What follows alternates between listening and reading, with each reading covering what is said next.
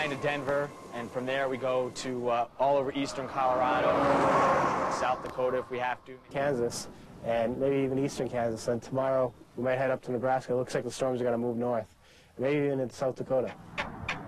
Depending on the time of the year or where the storms are, we basically stay in the plains, the western high plains this time of the year. This is where the big storms are most likely to happen. I mean, they happen in the springtime in the plains is when the storms really happen. The other thing that's great about the plains, not only do the storms happen here, but you can see forever. There's no trees, hardly any trees that get in your way. The land is flat and a huge sky, and you can see the storms form, you know, over 100 miles away sometimes.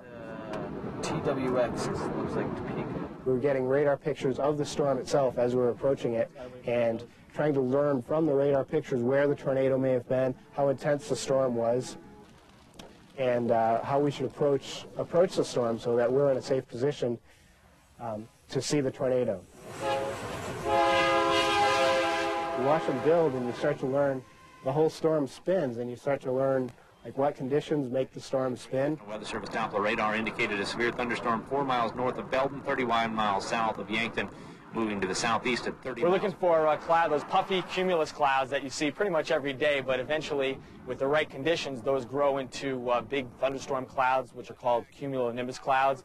And eventually, if the right conditions exist, you can get a supercell. Is a large, mean-looking cell remaining in Knox County, Which is a massive thunderstorm cloud which could rotate and eventually form a tornado. It sustains itself and it grows. It becomes really intense, sometimes puts out really big hail. We were seeing lots of lightning coming from both storms, the one off to our west and the one to the south. So we had, as it got darker, we had continuous lightning on the south, to the south and the west of us. the tornado warning is in effect. Storms are really intense and it's dangerous to be out there, but we do it to really understand the storms. We're meteorologists.